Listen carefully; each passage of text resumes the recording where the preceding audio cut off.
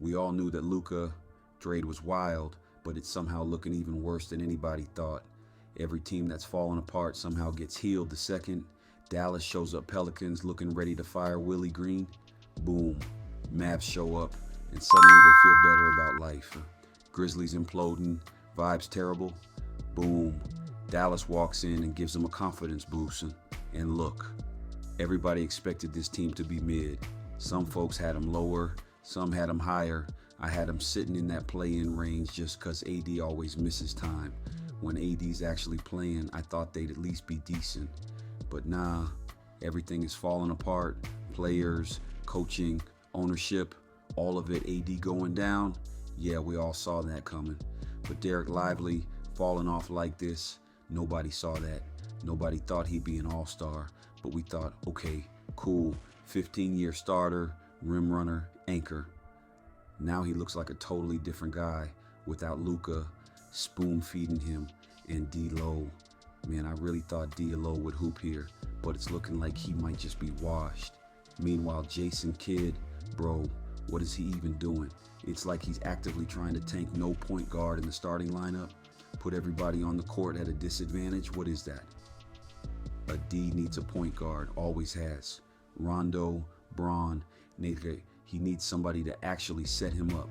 And Kidd really benched DLO and then threw Clay, one of the best shooters ever, out there with no playmaker. How you expect AD or Clay to get any clean looks like that? And even beyond the coaching, the players are just not showing up.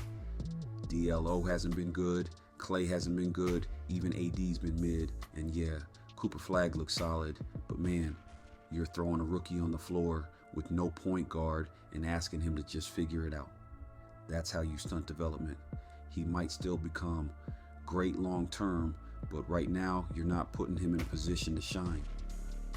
And if he had a Tyrese Maxey type dude next to him, yeah, he'd look way better. So what's the plan here?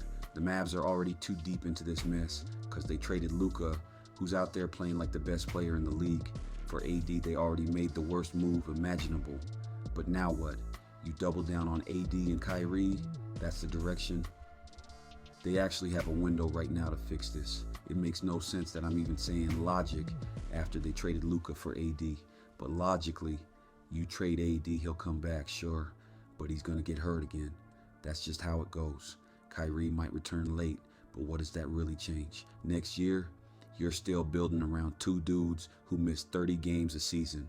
They've got to ask themselves, do we really want to keep going down this path, or do we blow it up, flip AD, flip Gafford, flip Najee, stack picks, and build a real future with Cooper Flagg in that likely top 5 pick? This team's going to be bad regardless of whether AD returns or not. That's already written. So are you really being stubborn and holding on to AD just because you don't want to admit you fumbled the Luka trade? Everybody can see they should cut bait. Everybody. But with the Mavs, who knows? All right, so before we even get to AD trades, let's hit Daniel Gafford, because he's one of the few dudes on this roster other teams would actually line up for, and the Warriors were the first team that came to mind. Now look, this deal would never happen, but just rock with me. Buddy Hield is basically the only Warrior making more than minimum money who isn't untouchable. But the Warriors love Buddy. Steph loves him. Jimmy loves him. He's a locker room dude, so they probably wouldn't move him. But if they did, something like Pods, Buddy, and Gui Santos for Gafford and D-Lo, that's the kind of trade that actually makes sense for Dallas. Pods has been solid, but his role keeps shrinking. Moody looks better at the 2. Pod's real value might just be backup point guard. And D-Lo, even washed D-Lo, runs an offense better than Pod's. Gafford gives them rim protection, easy buckets, and depth behind Dre and Horford. For the Mavs, you'd be getting a young guard who actually fits next to Cooper Flagg, someone who can handle the ball, play off it, keep the offense flowing, and Gafford's value is real. He's on a good deal, he's young, and he's a starting level center, locked in for his prime. Another idea, Gafford for Kobe White. Add picks, however you want. But think about it. Gafford is only 1 year older than Kobe. Bulls might not want to pay Kobe long term, and the Bulls desperately need an actual center they can trust for the next 4 years. That's Gafford. And for Dallas, Kobe next to Cooper Flagg is a clean fit. Someone who can actually run pick and roll, actually attack the rim, actually create offense without standing around waiting for AD or Kyrie last Gafford idea. Gafford for Anthony Black and Goga Bitadze. Black might still have upside, but does he fit next to Paolo and Franz? Probably not. Magic have a spacing problem, and Gafford would fix a ton of that immediately just by being a real rim runner. Paolo and Franz would cook with that type of vertical threat.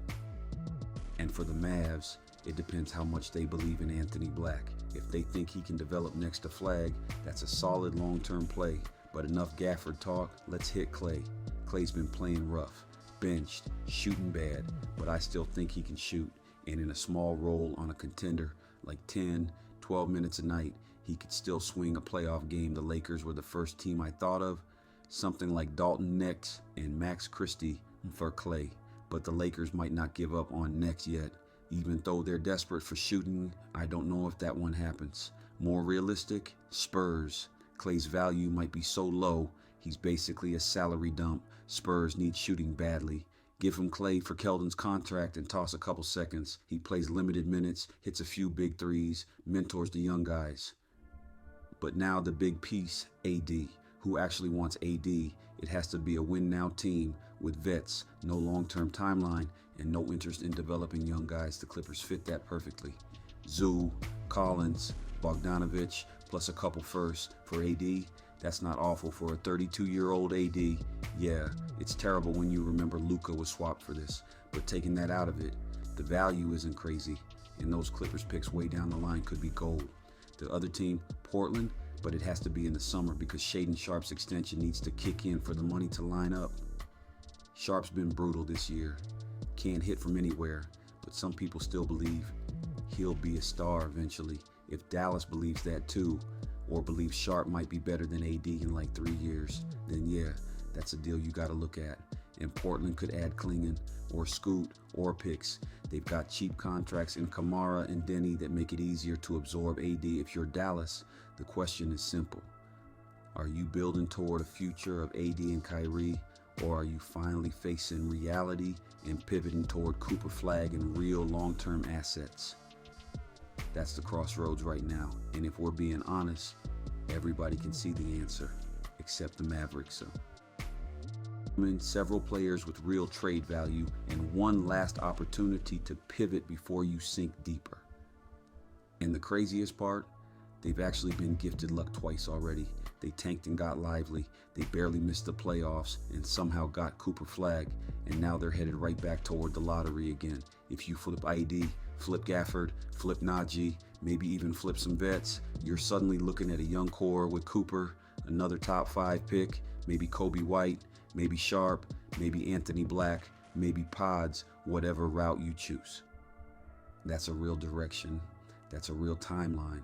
That actually lines up with where Cooper Flagg is headed, and it's way more realistic than hoping AD magically becomes durable at 32, or that Kyrie suddenly becomes a stable engine for the next 3 seasons. But will they do that? That's the million-dollar question. Because ego is a powerful thing, man, and this front office has a ton of it. Tied to that Luka deal, they might double down on this AD Kyrie path just to avoid admitting they blew it. Even though every sign, every injury, every loss, every failed lineup is screaming that this isn't the way. So yeah, that's where Dallas is at. A crossroads with 2 paths. Keep pushing a broken timeline with AD and Kyrie, or go all in on a rebuild with Cooper Flagg and real assets while you still can. Everybody can see which direction makes sense. But the Mavs don't operate on sense. They operate on stubbornness. Anyway, that's where I'm leaving it. Y'all let me know what you think. Drop a comment, hit the like, and sub to the channel if you rockin' with the content.